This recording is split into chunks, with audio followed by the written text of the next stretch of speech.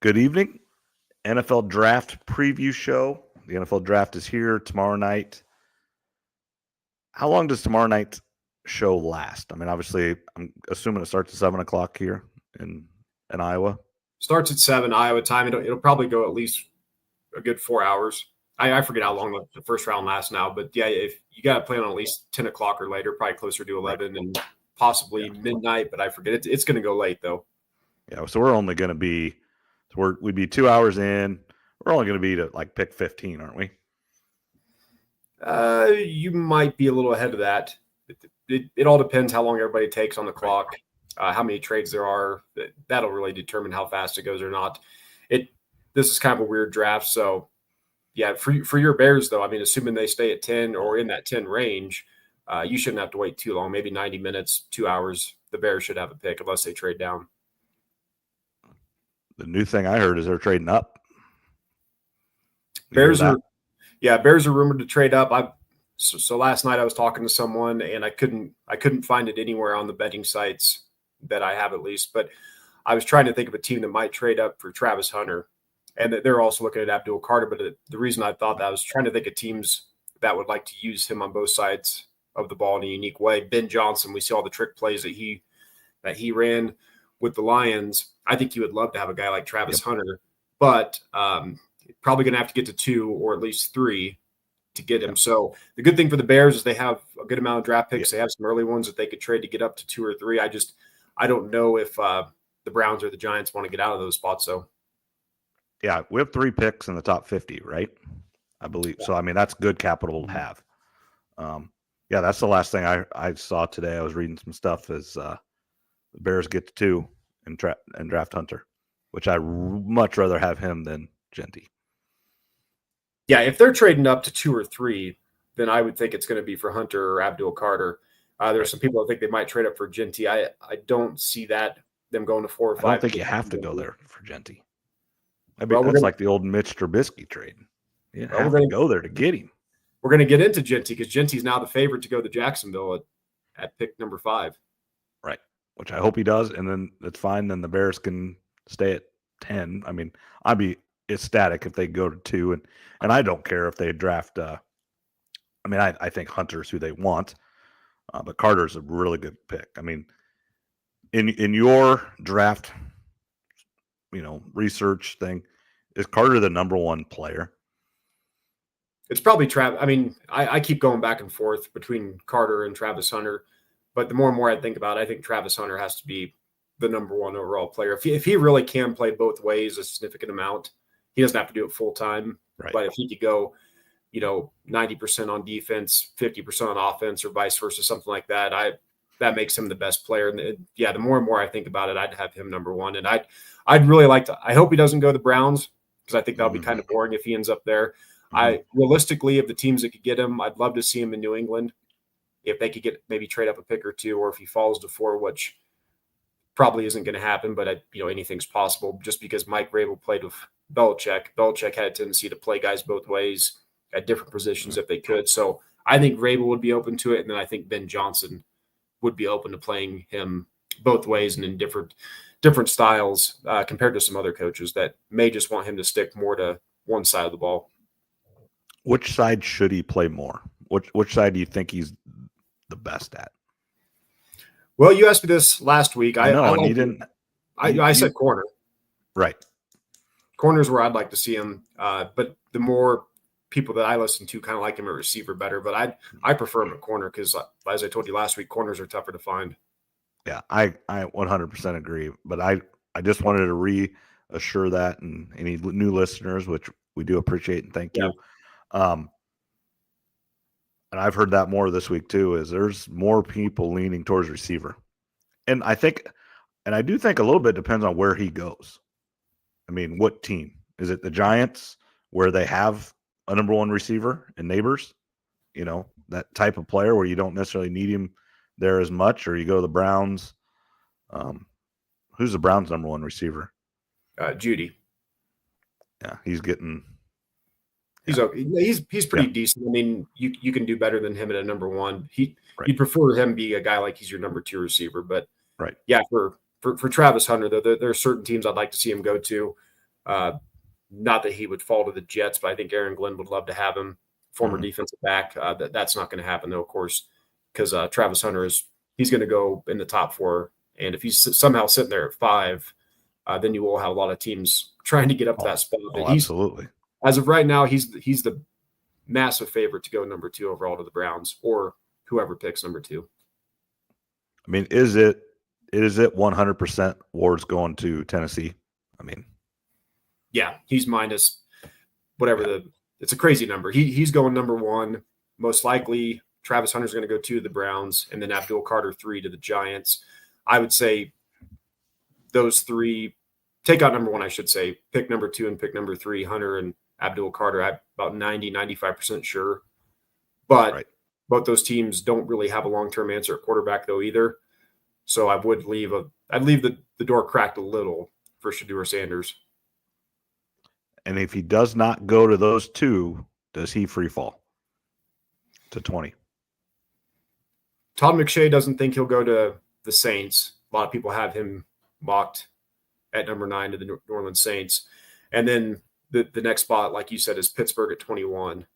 Right. I think they're 21. I think the Broncos are 20, whatever it is. But Pittsburgh's probably the favorite. Then, if he does fall out of 9, let's say, look for Pittsburgh maybe to trade up with your Bears. Yep. Cowboys are in there. If the Steelers are scared that, the Saints might take him, one of the teams looking to get out of the first round is Dan Morgan and the Panthers. So the Steelers could trade up to number 8, which would be 1 spot ahead of the Saints, to try to secure Shedeur Sanders. That might be something that could happen there in the top 10. Just kind of keep going with Shedeur. There have been some reports on assistant coaches, GMs, whatever, worst interview ever, all about himself, entitled. Is that just gameplay? It's like the Tunzel mask thing. I'm sure there's some real point of it, and he can't help but feel a little bit entitled. His dad's Deion Sanders. He's a really good athlete. He's always played for his dad. That's not necessarily his fault. He came from a very blessed background and made the most of it. Everything he's been asked to do, he's done it. Now, maybe the way to do it and everything isn't right, but you put him on the field, he's been pretty good. Now, he's had the best, you just talked about the best player on his team the whole time, and he's got a couple other receivers there in Colorado that are pretty darn good. And he's able to run around and make a little play backyard football in college, and that does not work as well in the NFL. Yeah, there's a lot of rumors about his interview process. A random GM came out and said that it was the worst interview that he's ever been a part of. I don't know how much I believe it. I mean, when you bring Shedeur Sanders in, you kind of know what you're getting already. This isn't the 70s or 80s where these guys weren't online, social media. We know how Sanders is. Right. Yeah, I would think when you bring him in for an interview, you kind of know the player you're getting. Going to be a little bit cocky. He knows the NFL. Obviously, his dad was an all-timer in the league, prime time. So I don't know if I'm buying that as much. I don't know if there's rumors out there that he did terrible in a bunch of different interviews. I have a little bit of a tough time believing that. Maybe did he turn a team off, 1 or 2 just because of his cockiness? Sure, I could believe that, but I don't know that it's getting a little bit weird right now because there are some people thinking that he might fall out of the first round. If he does, obviously, then those rumors probably were true then. Right. I agree. It's just this time of right before the draft, there's always something that comes up. And I was listening to some guys talk today. Randy Moss had his character issues and dropped to 22. Aaron Rodgers dropped to 20-some. And those are 2 of the best. I mean, you say what you want about Aaron Rodgers, but he's one of the best quarterbacks ever. Randy Moss, you could argue he's the best receiver ever. Some people can get through it and turn their, make good enough decisions. I mean, I would say Randy Moss probably was not a saint in the NFL, but he was so good that it didn't matter. Aaron Rodgers is very much not a saint. I wouldn't even say maybe he doesn't do things like wrong, but he's just different. But he's been really, really good until the last few years, and Father Time is catching up with him. That's all that is. I don't think it's, he's 40 years old. I mean, that's just the reality of life as a aging quarterback. Yeah, and if he falls, Shedeur Sanders, that is, it could end up being a good thing. Pittsburgh would probably be a good spot. That's one of the teams that I bet to draft him. I've got the Giants and the Steelers as two of my bets that I've made for teams to pick Shedeur Sanders. But yeah, you mentioned the Laramie Tunsil thing years ago where he had the mask on, getting high or whatever he was doing. That's one of the all-time draft day shockers. I was listening to, I don't know if it was Peter Schrager or Daniel Jeremiah or something. They were talking to someone like a week ago about it, and they were on air live. And they got some information in their ear that said, hey, we're going to cut to a shocking video about Laramie Tunsil. They had no idea what they were going to see. Then all of a sudden he pops up on the screen doing that. So, and then they had to try to talk about it right after. So that's one of those all-time draft day. And he's a great player. Yeah, he is. Yeah. I mean, so like when you make that bet for Pittsburgh to draft Shedeur, say they trade up to number 1. Let's just say they do it and draft him number 1. That's good, right? They don't have to stay at their spot, right? No, they can take him at any pick. So if he fell the second round and they took him, I would I'd still win the bet. Yeah, or they trade all the way up and draft him 1. I mean, that's I thought so. I just wanted to make sure on that. That's one thing I don't bet. And I heard this is straight up conspiracy theory that some of the people that put these rumors or whatever out there are the casinos, because they lose their tail every year on the draft because it is essentially set. A lot of these teams know exactly who they're going to draft, know what's going to happen. They know the trades that already happened, and it's just not completely public, but the right people know. Yes and no. I do think the casinos, they'll change odds based on rumors. I do believe they put some rumors out there, like you said, to save their ass. As far as the teams knowing exactly what's going to happen, that's Todd McShay and a lot of guys have talked about that. These teams all have different boards, especially in a year like this. We're going to talk about what this draft is going to be like. They have an idea, but they're surprise picks all the time. There's trades, like you mentioned, that some are in place. Teams do have deals in place. If a player falls and it's there, then they'll work the contingency. Like, hey, this guy's still here. We will want him, but if he already got drafted, then we're not making that trade. Yep. I mean, yes. Yep. I do believe there are. And so some trades that are supposed to happen never do happen just because of what happened in front of them. I 100% agree with that. But I do believe that a lot of trades, as of right now, 24 hours before the draft, there are trades in place right now ready to go. Yep. No, that's exactly right. And it'll just depend how the draft goes. If players fall to those spots, then they'll call each other. Hey, are we still on for this? Yep. Write it up, get it sent in. The casinos are trying to cover their butts. I've been looking at DraftKings, I don't know, 40 or 50 times a day for the last week, looking how the lines are changing. I mean, it's crazy. I told you I bet Ashton Genty to the Jags. I told you wrong on the last episode. I said 50 to 1. I got him at 40 to 1 a couple months ago. Now he's down to minus 160 to go to the Jags. So that shows you how really good odds. If they're great if he gets picked by him. I mean, if he doesn't, then is this the casino trying to cover their butts? Now the Steelers odds have dropped, I think, to plus 350, or not the Steelers, excuse me. The Raiders are plus 350 to draft Genty. A day or two ago, I think they were minus 160. So you see how the numbers fluctuate a lot, and that's rumors coming out. It's also based on Peter Schrager, Daniel Jeremiah, Todd McShay, Mel Kiper. When they put out their mock drafts, Vegas is paying attention to those, and those guys move lines. I forget who it was. McShay talked about a player a week ago, and then within 30 to 45 minutes, the lines online had completely changed for this player. I forget who it was, but that happens all the time. All right, let's kind of go through. I'm going to pull up your list, your rundown that you sent. A good job with that. You always do. And let's just kind of go down there. The first thing you wrote, draft is unknown. Don't worry about grades after. And that is, I always love reading them Right after the draft, it'll be, the Bears always get like a D. I mean, it's just reality. They just awful in the draft. Last year with Williams was a little different, but overall, over the course of my lifetime, it's always been like a D. And then, 2 months later or in the summer, when there's not as much to write about and they're starting to rev up, 5 year later draft, and the team that had they put out let's just say it's CBS draft right after grade after draft was a B plus. Now it's a D, and it just switches because you just never know.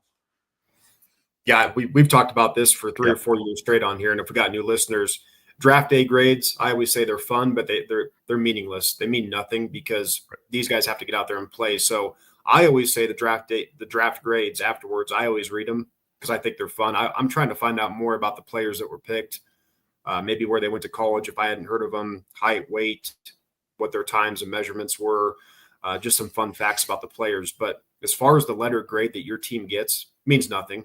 You don't know until they start playing football, and you can't really give a grade to any draft, at least until one season in, and usually 3 or 4 down the line. Yeah, because guys get hurt, then can't play anymore. Guys get traded. Guys, who would have thought Brock Purdy, the 49ers, draft Brock Purdy with the last pick in the draft. If they put that grade now, that's going to be an A grade, but they didn't get any credit when they actually drafted him for that. So, I mean, just that one player just works. Speaking of him, is he going to get his deal signed?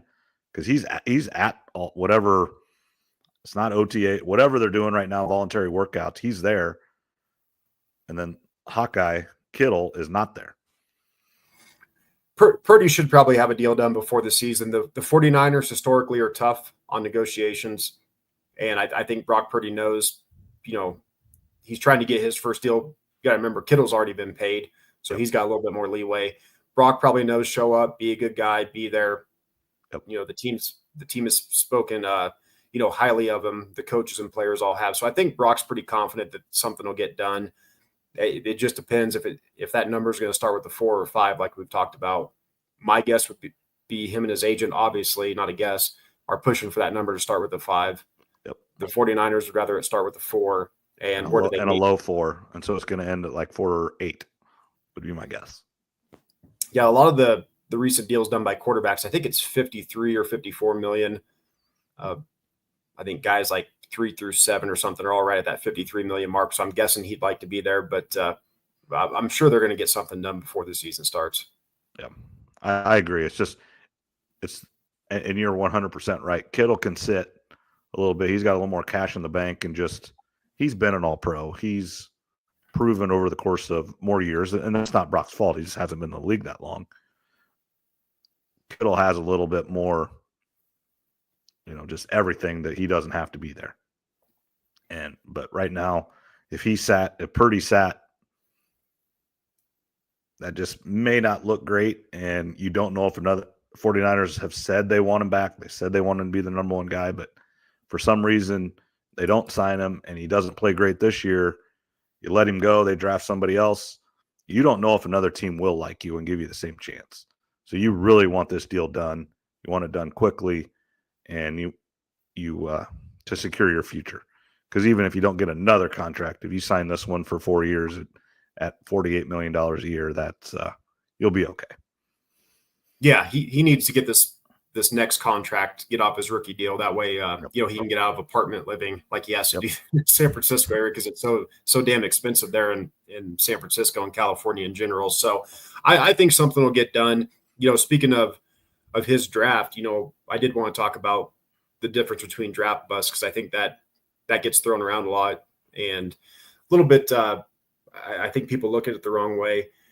Look at that draft that he was in, though. Trey Lance is one of the biggest draft busts of all time. Mm-hmm. He's hardly played at all for such a high pick. To me, there's absolute draft busts, and then there's guys that I would say got overdrafted. So I just wrote down some names, guys that were absolute draft busts, no question about it, were in and out of the league very quickly, hardly contributed. Ryan Leaf, Jamarcus Russell, Vernon Golston. Vernon Golston, I think, was picked 6 overall by the Jets. He had 0 sacks in his career. So that one didn't work out very well. Isaiah Wilson, the offensive lineman for the Titans, years ago, I think he was picked. I forget what pick he was, but he only played 3 snaps for the Titans, and he was a first-round pick at offensive tackle. So those are guys that are just surefire draft busts. And then you got guys that are overdrafted but still had nice careers. And we've talked about this guy for a couple of years now, but it's Robert Gallery. He always gets thrown in as the biggest bust of all time, and I have to push back a little. He started 104 games in the NFL. So to start 104 games, you can't really be a complete draft bust. In my opinion, you're just overdrafted. Look at the 2000. If he'd have been a 7th-round draft pick and you start 104 games, that's a heck of a career. Mm-hmm. Yeah, he should have been a late first or a 2nd-round pick, given what not number 2.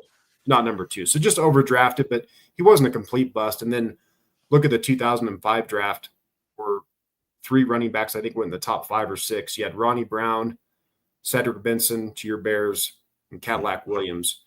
I think Ronnie Brown had about 5,000 yards rushing in his career and 40 touchdowns. Cedric Benson had, I think, 6,000 some yards, 33 He was okay touchdowns. for a couple of years for the Bears. I mean, and Cadillac Williams had, I think, over 4,000 yards rushing in his career and 24 touchdowns. So were they overdrafted? Yeah, you would like to get more production out of those guys being drafted that high, but they still contributed, and all of them had 2 or 3 good seasons. So they weren't complete busts like some of the other players. And I just think that term gets thrown around a little too loosely sometimes. Well, then you look at like a Baker Mayfield. He was number 1 draft pick. Is he playing as a number 1 draft pick overall? No, but he's a really good quarterback and having a really good career. Just again, maybe shouldn't have been the number 1 pick in the entire draft, but he's doing just fine.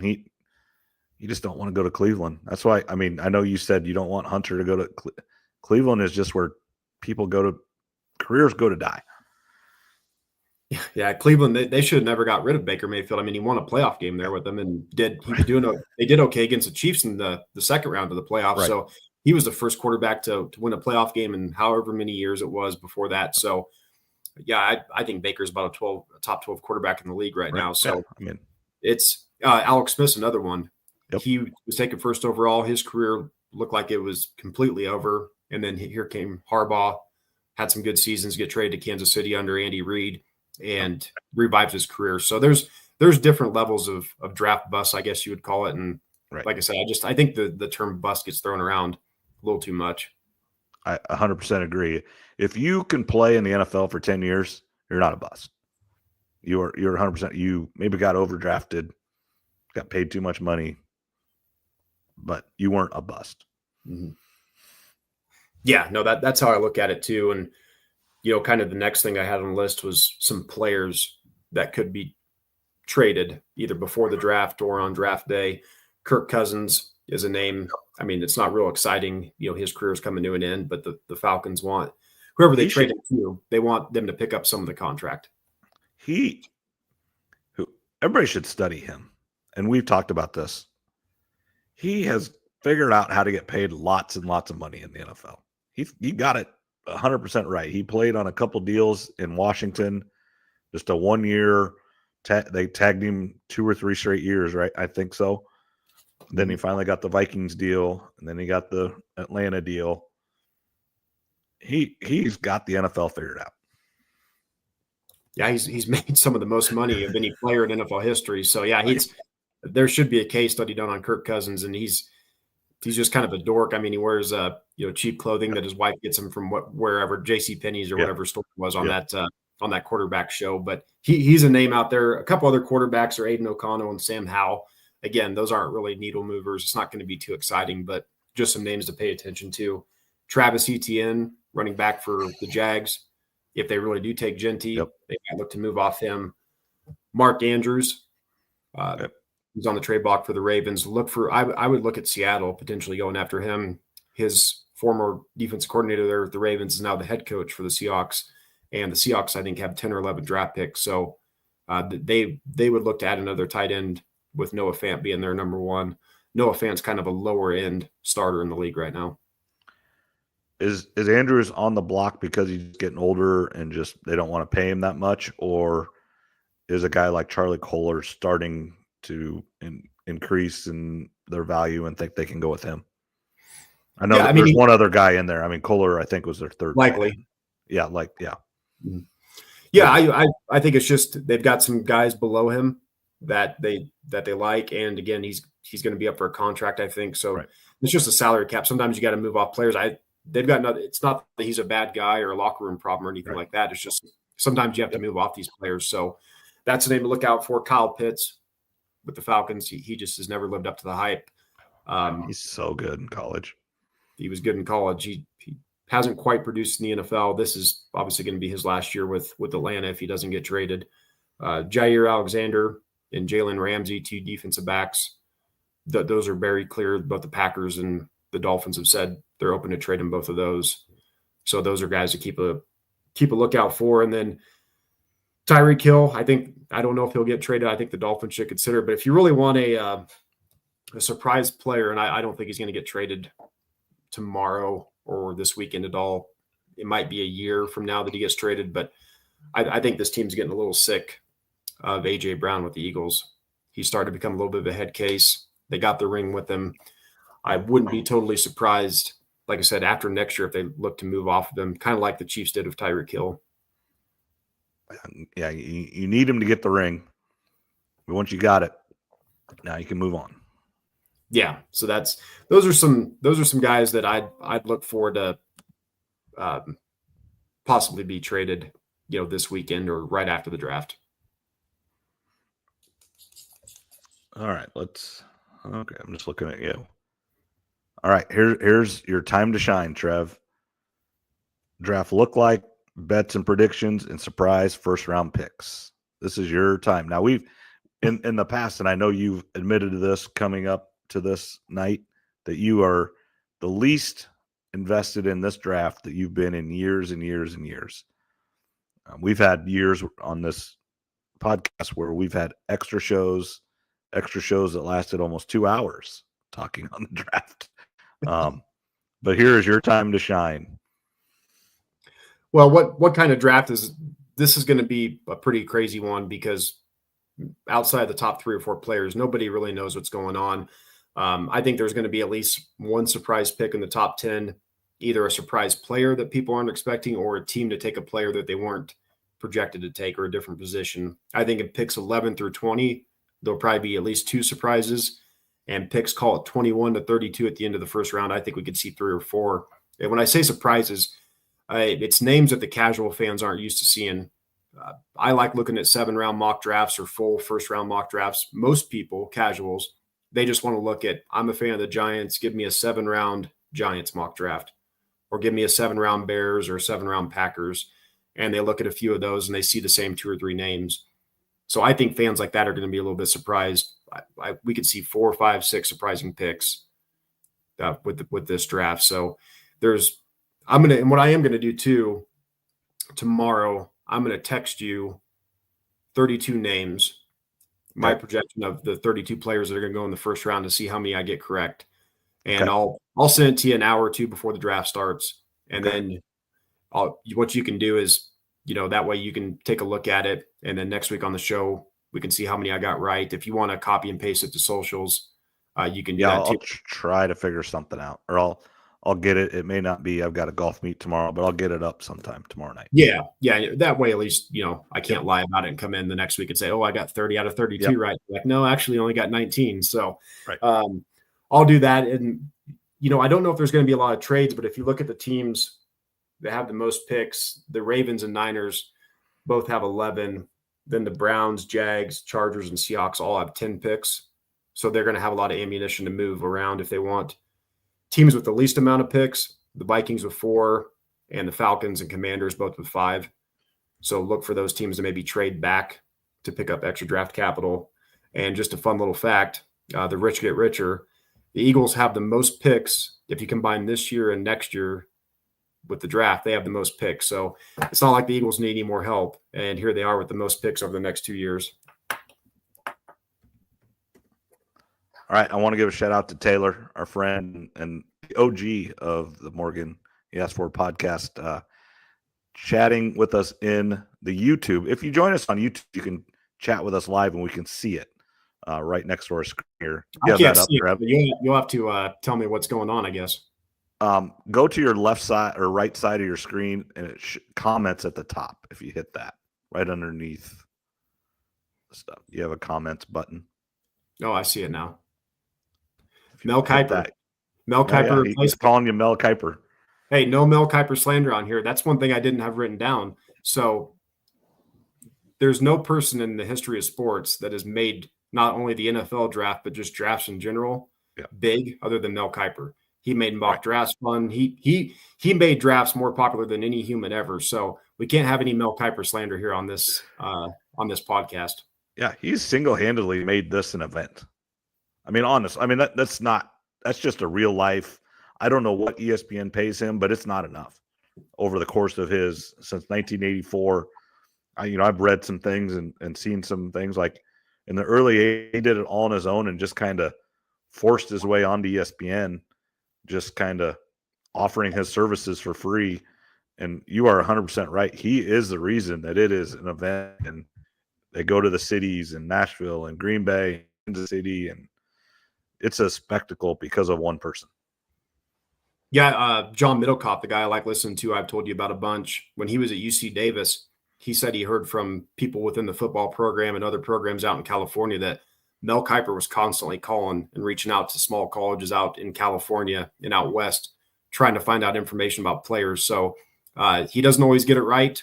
He makes plenty of mistakes like everybody does trying to predict this stuff. But Mel Kiper put in the work. So that's another reason that even drafts like the NBA have gotten so big.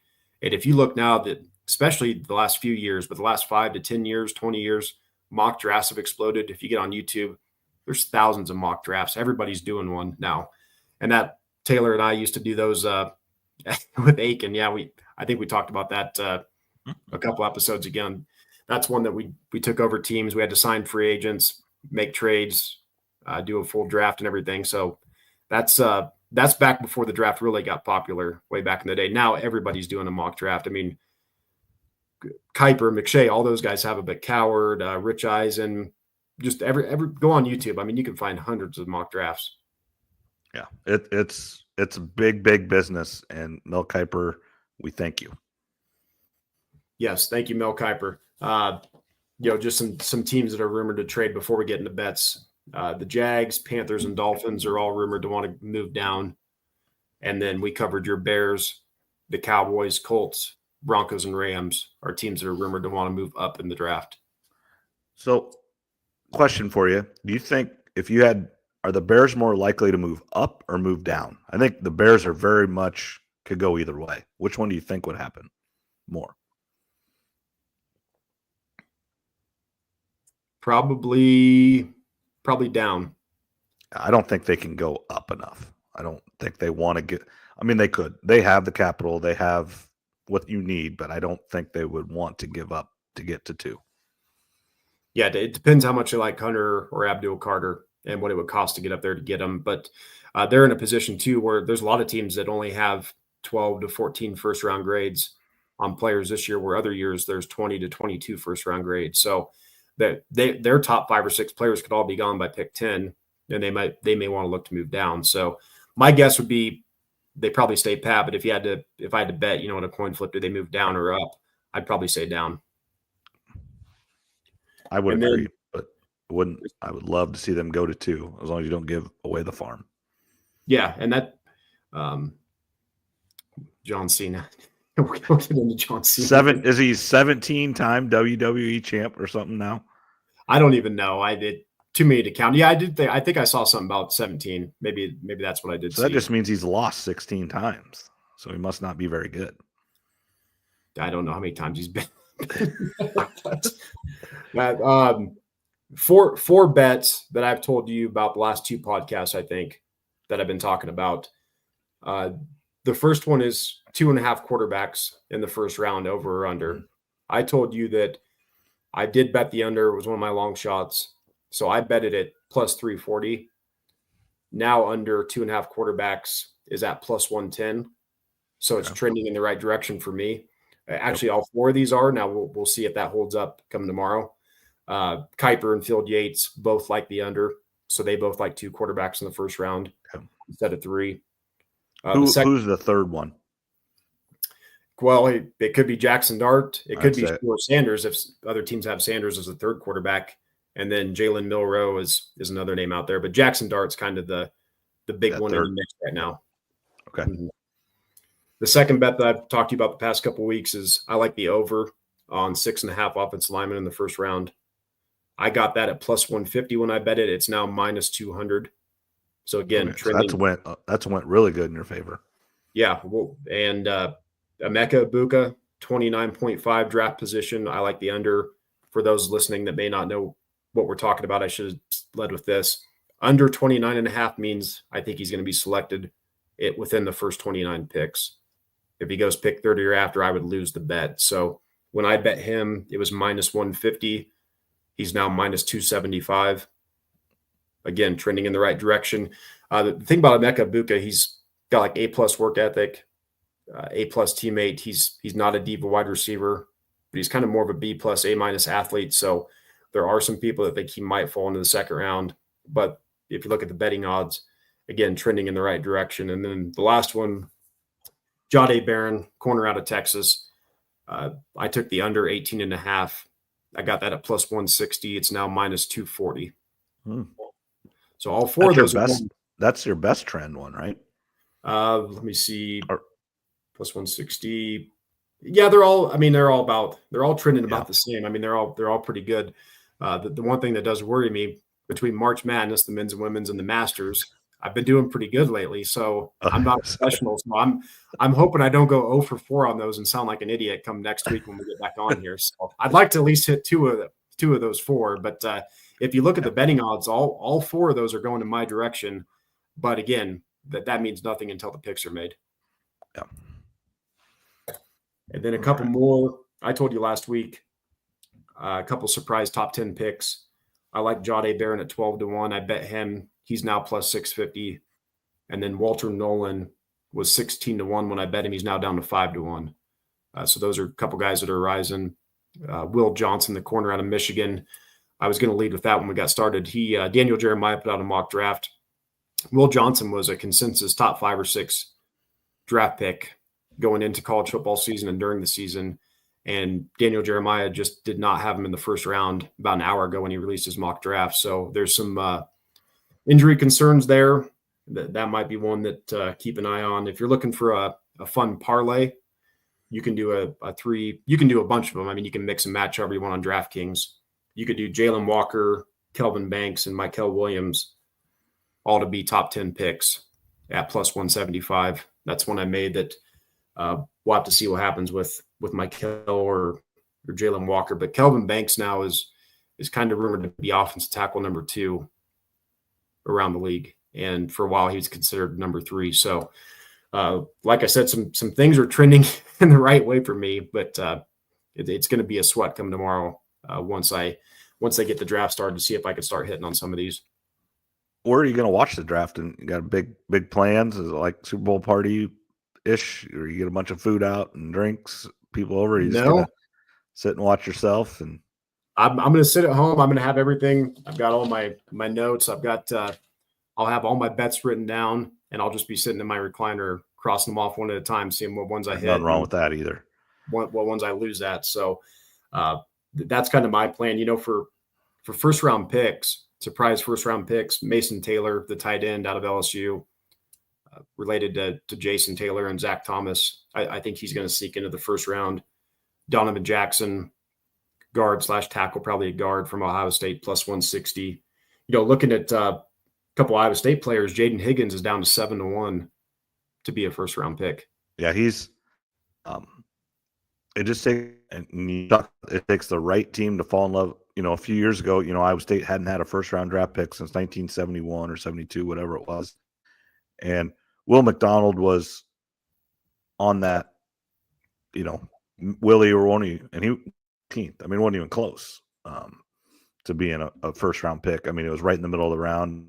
It was really surprising to me. And again, has he truly lived up to a first? You can make, but he's been a good player for the Jets. They haven't been great in the 2 years that he's been there, but you just never know. I would not have. I would have lost a lot of money on a bet if you'd have said he would have went in top 15. Yeah, same here. I remember us talking about him. Was he going to be a first round pick or not? And then, like you said, he went, I think 15 it was. So right. He beat that one clearly.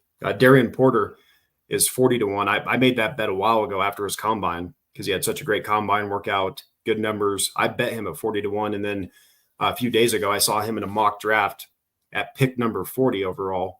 So he was close to a first round pick. So that's kind of one of the long shots I'm hoping for. But like I said, you get on DraftKings or any of these others, you can mix and match. You can bet a couple players to be first round picks, all sorts of different things. So if you're a junkie like me with the draft, I've got a ton of bets. But if someone like you could even bet on the Bears what position they take. Doesn't matter where. Whenever their first pick is made, do they take an offensive lineman, a defensive back, a linebacker? You can bet on that just to give you something to kind of be interested in while you're sitting around waiting. What would Hunter be? So on DraftKings, I was trying to find Travis Hunter to be drafted by the Bears, and I couldn't find it anywhere. Right. And then I saw for the Bears to I think for them to take a receiver first, it was like 14-1, and then a defensive back was 8-1. And I thought about betting both of those because I wasn't sure how they would. Right. That's Travis Hunter. I didn't end up doing it, but those are some different bets you can make. And I looked at FanDuel and some others, and I could not find anywhere Travis Hunter to be drafted by the Bears. So that's one I was hoping to get in, but it's not listed right now. Maybe it will be tomorrow. Yeah.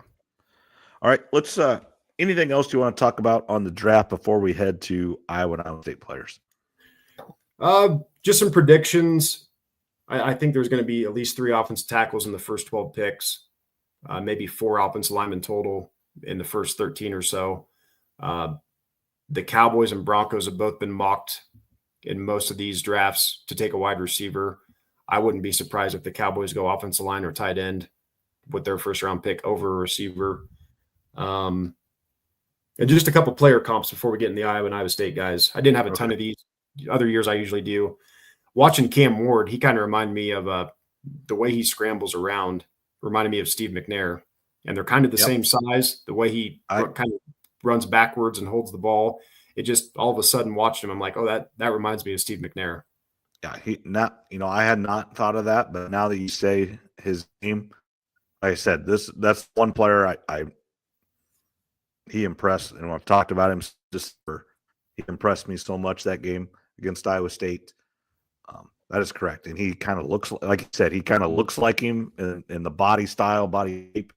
A bigger, thicker guy, absolute cannon. Yeah, I agree with that. I concur with that one, Trev. And then one last one, Shedeur Sanders. I was trying to think. I couldn't figure out who he reminded me of, and then it was kind of a mixture.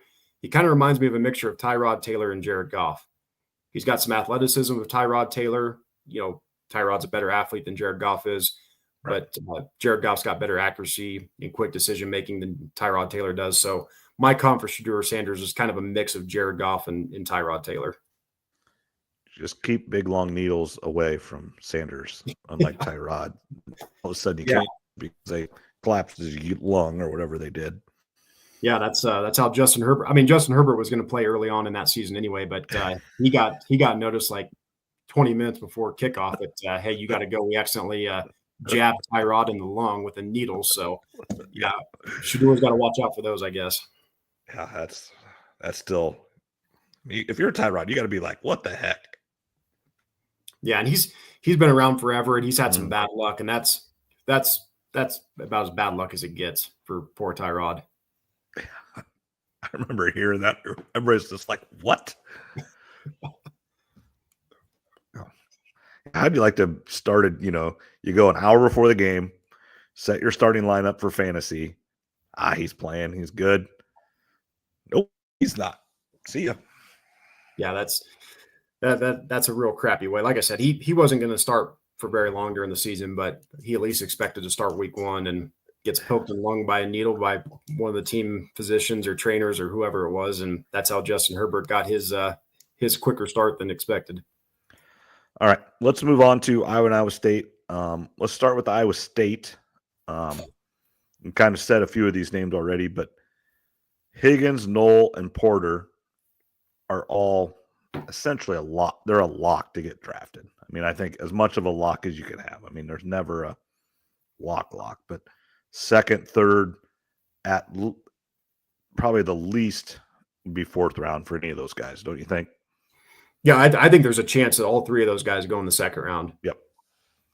Bruce Feldman was on talking, and he said that there are some teams that like Jalen Noel better than Higgins. Again, it's two different body types, so it depends. Yeah, it's what kind of receiver you want. Do you want Julian Edelman type, or do you want your prototypical 6'3", number one guy on the outside? It's which one do you want? They are not the same player. They're not. They're two totally different receivers. So I will be interested to see which one of those two go first. It'll depend on the team and what they need. But I do think there's a chance that all three Iowa State players do go in the second round. If not, I think they should both be gone, or all three of them should be gone by the third. As you said, worst case scenario, probably the fourth round. And then I've got three other players that are, late picks, obviously 5 to 7, Saturday picks or not drafted. I mean, the very Jalen Travis, the transfer 1-year guy, just a huge human, super smart. Graduated from Princeton. Just I think exactly what you want. It's just again, I'm going to make an assumption he's going to make a team, most likely whether he gets drafted or not. Malik Verdon played hurt a lot. If he was not hurt as much in college, he would be up with those other guys. I truly believe that. When he was on the field at Iowa State, they were a much, much, much better football team. If he could have played, he's a D-back. He's a safety. No, I know he is now, but was he a former receiver before defensive back? Nope, that's Porter. That's Porter, okay. Yeah, Porter was a receiver. Porter only started. He's going to get drafted second or third round, and he probably started 4 games for Iowa State because he was a 2 or 3 year receiver, a couple year D-back, but he was a 5-year special teams guy, and that's what makes him so valuable for NFL teams is he can play all the special teams, and they've got hundreds and hundreds of snaps of special team film for him. So they know he can help a team more than just as a D-back. Travis and Verdon there, who you both mentioned, I would say, it's a little bit tougher, obviously, to find 7-round mock drafts, but I've seen those names a lot, 5 through 7 undrafted free agents. Both of them, if they don't get drafted, both of them will get invited to camps, though. Yep. And then Hufford, another offensive lineman. Again, I would say he's a 7th round guy, free agent. Miles Purchase would be a guy that is going to probably, I would say he's not going to get drafted, but he will get invited to camp, things like that. So, I would say 8 to 10 Iowa State guys will be involved in trying to get into camps throughout the weekend. Yeah, we've talked about what Campbell's been doing since he's been there. He's put a lot more players into the NFL for Iowa State than previous coaches had, and that's always a good sign when you're looking at the programs that are on the rise. Obviously, Iowa State has been now for quite a few years, but it comes down to how many players are you putting into the league. So, yeah, Iowa State, I think for sure, no matter what, they're going to have 3 guys drafted, potentially 4 or 5, and then, like you said, some others that are signed as undrafted free agents.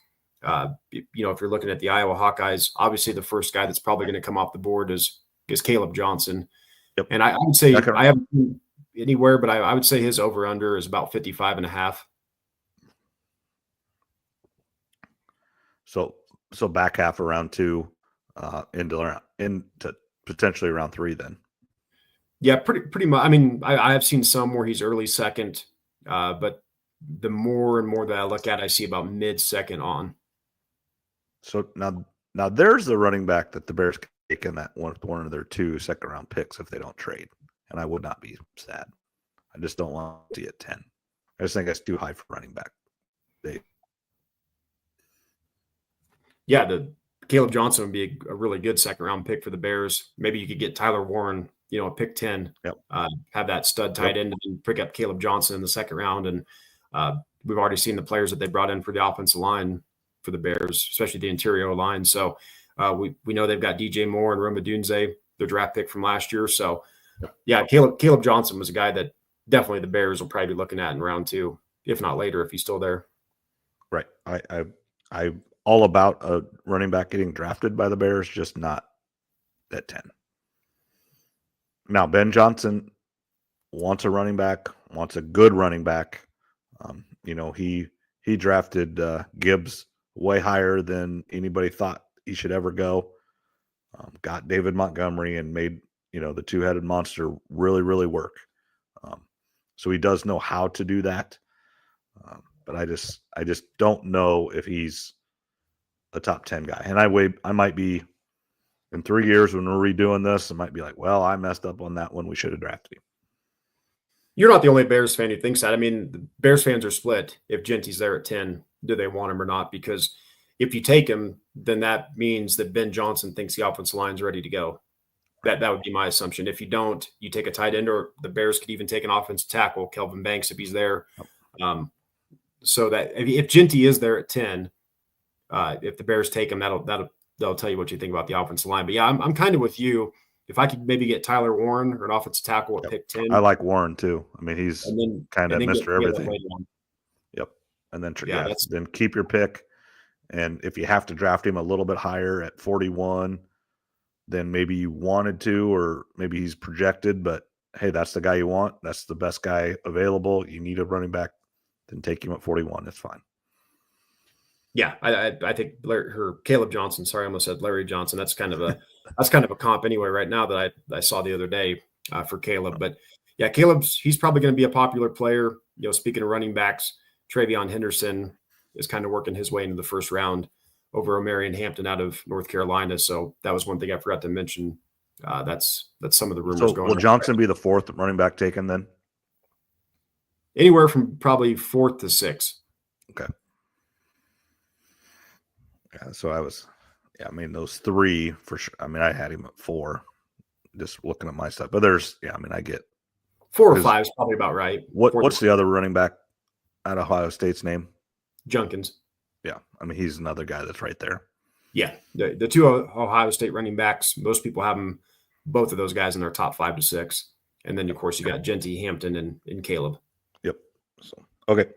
The other Hawkeyes that you have drafted or signed in or whatever. Castro and Luke Lachey are obviously some names that everyone's paying attention to. I did hear Bruce Feldman when he was talking about Iowa and Iowa State players. Wyatt Black, the big mammoth defensive tackle for Iowa. I think he's 6'6", like 340 or something. He's a massive human.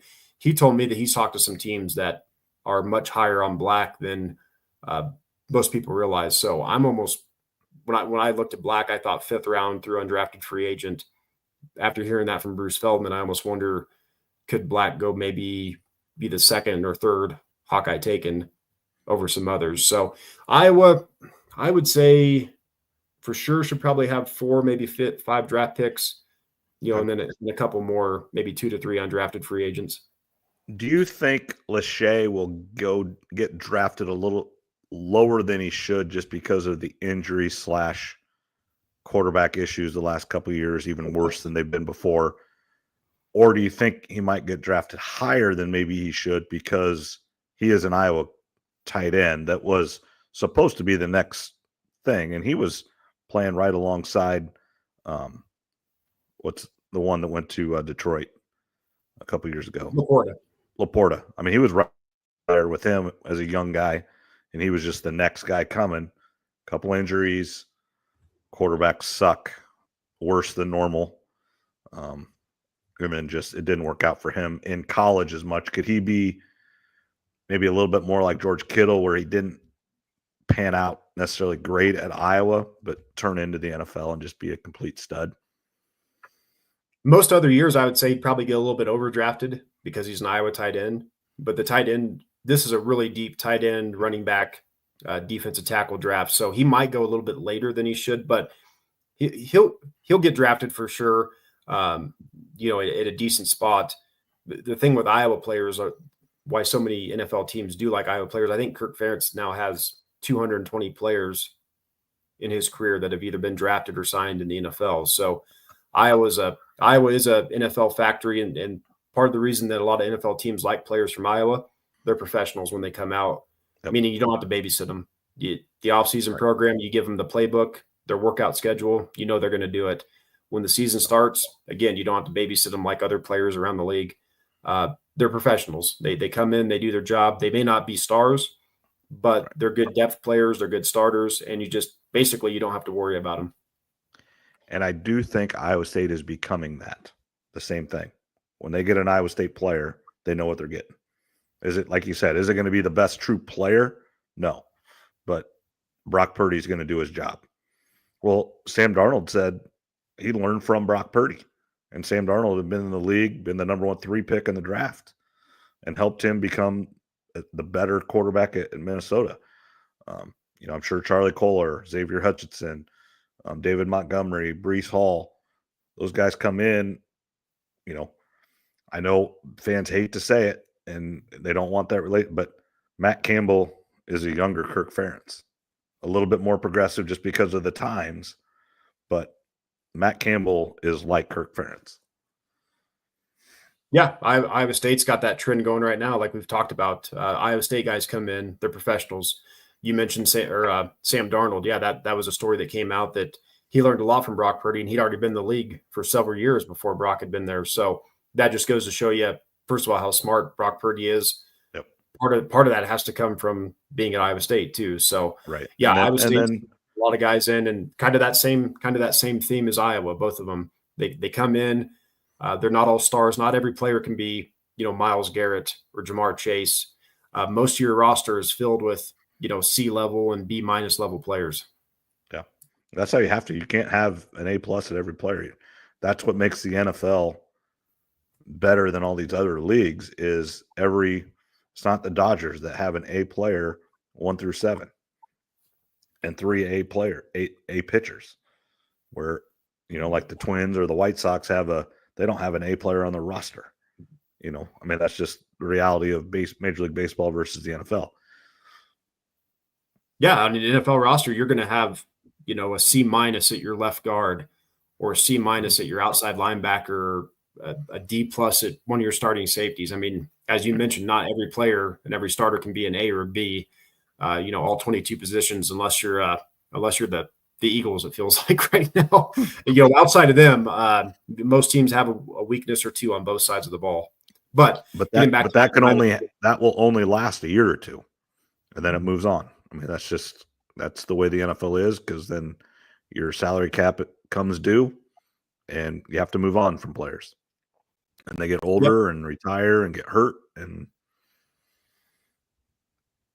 that's why hitting on a draft class is so important, because you get these players on cheap contracts. So if every team goes into a draft with 7 picks, now if they lose a pick because they get in trouble or they trade away, then that's why some teams have more or less than others. But every team goes into a draft with 7.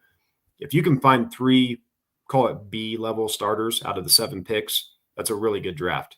You're really happy with that. If you can find 4 out of 7 starters, no matter their level, that's even better. So you're gonna, like I said, 3 out of 7 is pretty good for a draft. I've always thought of this. If you could, your first 3 rounds, you want them to be a starter, correct? Like typically, your first 3 picks, you want them to be starters. Then the rest of your guys, you want to make the team and contribute. If you make the team, you're contributing, because you only carry 53 guys. If you're on the roster, you're contributing. The only people that are not are like the backup quarterback. Just because that's, unless the guy gets hurt, you're not playing. But everybody else on the roster is contributing in some factor, special teams, whatever.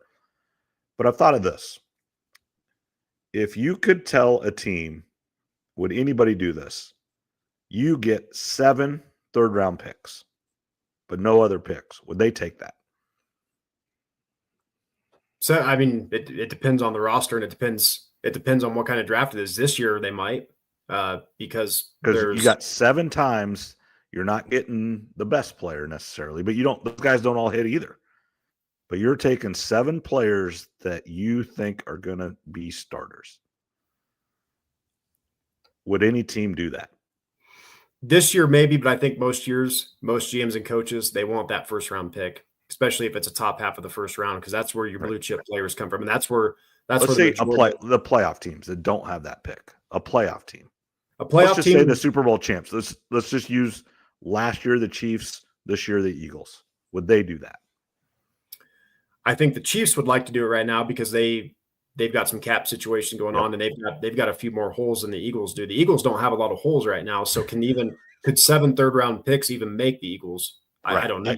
I agree with that. The Chiefs, I think the Chiefs would take that in a heartbeat because they just need some people at certain spots. Because they're paying some guys a lot of money, and it has to be cheap. And you hope you draft 7, hope 4 of them work.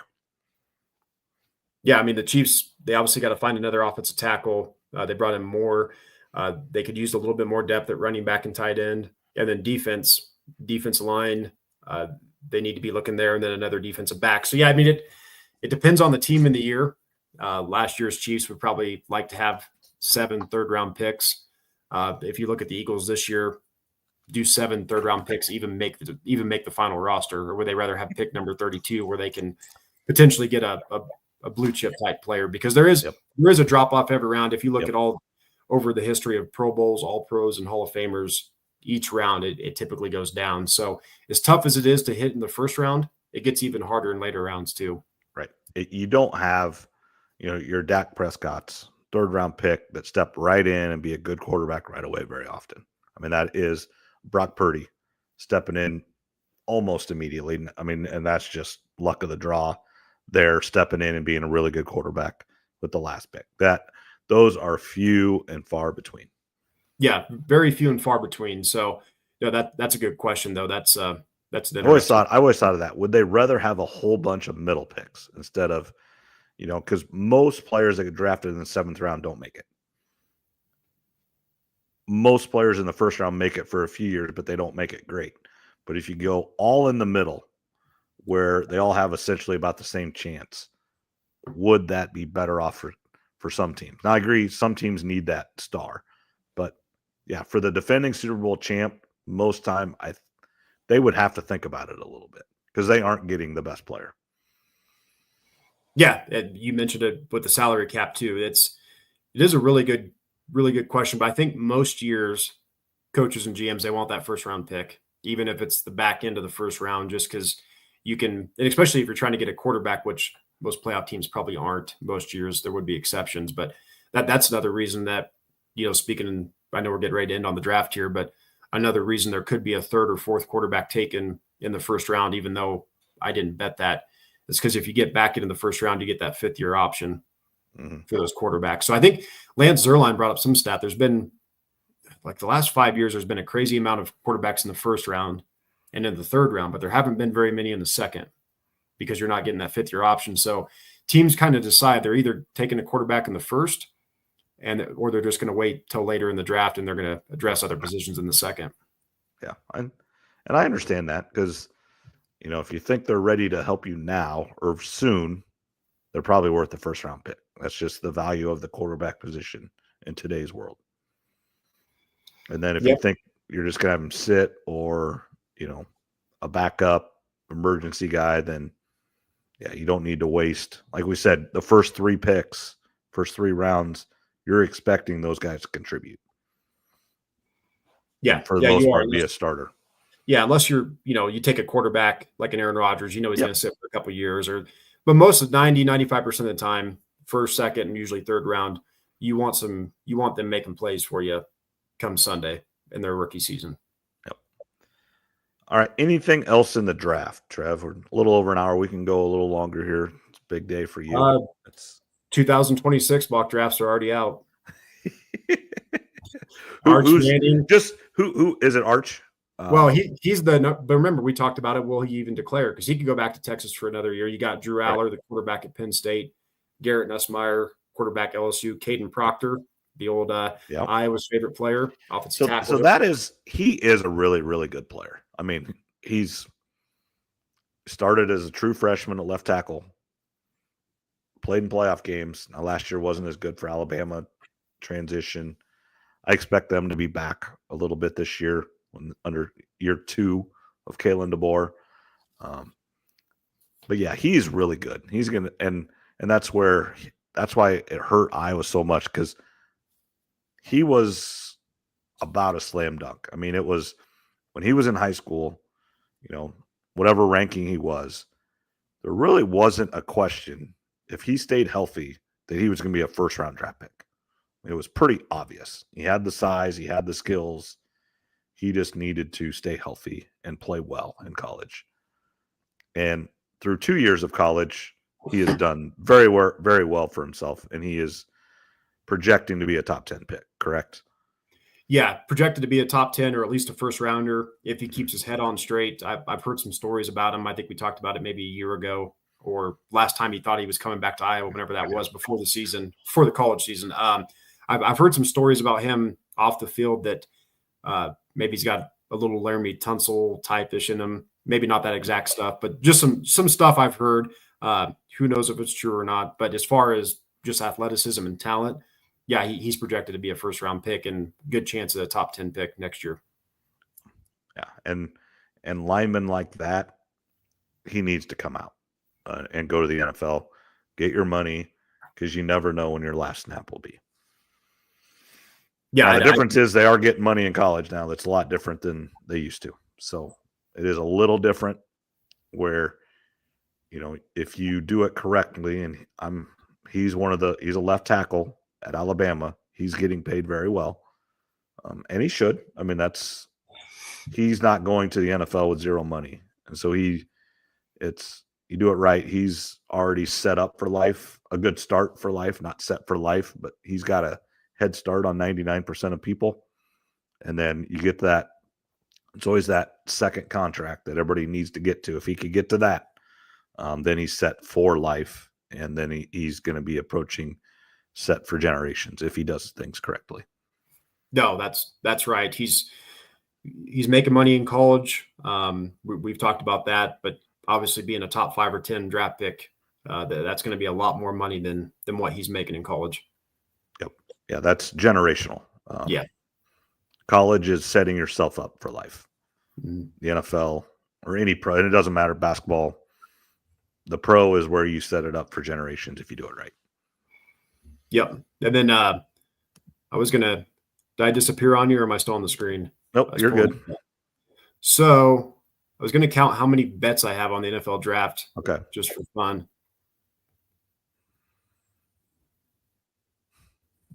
I've got a spreadsheet. I've got about close to 50 bets coming tomorrow. So, and most of them are small. Yeah. A few dollars here or there, and that's fine. But you got different odds, and it's kind of like your Daytona bets and your Kentucky Derby bets, where none of it's huge. You might put a little bit more on certain things, but that way it just makes a rooting interest.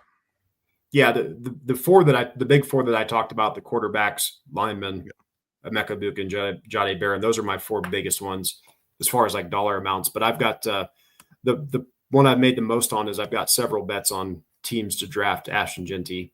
And like I said, I've got the Jags, I've got the Raiders. The one team I don't have that I'm worried about is the Bears. So if he gets drafted, I've got the Cowboys in there. So I've got 3 teams there in the top 12 that it could all take him, but I don't have the Bears. So if Jeanty goes to the Bears, I'm going to lose that one. Yeah, and not just lose 1, lose 4. So you don't even get, all the others. I'm assuming the odds are enough to cover the other. Oh yeah, other bets, and you still make some money there. So yeah, that's kind of how I always do it. So yeah, there's a lot of them that are pretty cheap. It's not like I'm not rich. I'm not putting You're not putting $50 on each one of them. No, I don't have that kind of money to do that. So it's a bunch. Like I said, I'll have it all written out, and I'm just going to sit and kind of cross them off as I go. But yeah, like I said, tomorrow I'll text you 32 names. Okay. Who I think will be the 32 picks in the first round. And like I said, I'll make it easy. Hopefully something that you can just copy and paste. But even if you don't have time to post it, we can talk about it next week, and you can vouch for how many I got right and how many I was incorrect on. All right. Yep. I've got a golf tournament. So, I mean, if you get it, we'll be done about 6. So we'll be done before the draft. But just by the time I go back to Ottumwa and then back, and when I'm driving and stuff, obviously I don't look at my phone, driving a school vehicle and stuff. So it'll be up sometime tomorrow night. Some of it depends on when you get it to me, and then we'll turn it around. But yep. Nope. Enjoy it. I know it's one of your favorite times of the year, and if it gets really crazy or something, we can do something this weekend if you want. Yeah, if when Iowa State players maybe go higher or to some teams that we weren't expecting or something like that, we can definitely get on, and that'll probably be what I'm doing all weekend. So I'll have time. First baseball weekend with Tyler this weekend. So it begins. We've already had soccer a couple times, but now we get soccer and baseball same times. Awesome. It's going to be a busy summer for you. I know Mike Foster, I think both of his boys are playing baseball, and I think he's been traveling around, going to a bunch of. Yeah, there's a lot of teams that already played 2, 3, 4 tournaments. This is just our first one. We play almost every weekend. We don't play next weekend because it's tulip time, and in Pella we don't play on tulip time weekend, and then we don't play Memorial Day weekend, but then essentially every other weekend we play through July. Yeah, sports are, especially lower level, high school, junior high, whatever age group it is. It's crazy the year-round sports that kids have nowadays, and how many tournaments and games there are. I mean, it's every weekend for parents is basically filled up with sports. You don't have a lot of free time anymore, but that's part of being a parent, I guess. Yep, it's part of being a parent, and it only lasts for so long, and enjoy it while you can. Yep. All right, Trev, I think we'll end it here. A little over an hour. That's about what we usually try to do. Thanks, everybody, for listening. Thanks, Taylor, for interacting with us. And again, each time we're on here, join us on YouTube. And then if you go into the chat, we can have conversations and stuff and talk about that on YouTube at Morgan You Asked For podcast on YouTube. But thanks to those of you that also watch live on Facebook and on Twitter. I do know I talked to a guy Friday or Saturday night at a restaurant. I saw him and he goes, "You guys," and maybe we need to do this more, you guys need to talk more Big Ten. He's a Hawkeye fan and wants more Big Ten talk on here instead of just Big 12 and Cyclone talk as much. But maybe I told him, maybe we can do that. We can do that. We'll get Zach and Tassel on here a little bit more often for Hawkeye talk. I'll try to do the best I can for the Big Ten. But I know you usually like to lead with Iowa State, but that's you're an Iowa State. That's just the way it is. Hey, it's my name on the podcast, right? I get to steer the ship. No, that's right. The draft should be fun, and for the Vikings or any other teams, make sure to get your pick in on time, because you don't want to be like the Vikings years ago where they didn't get it. It was on twice. Time. Twice, wasn't it? Twice. Mm-hmm.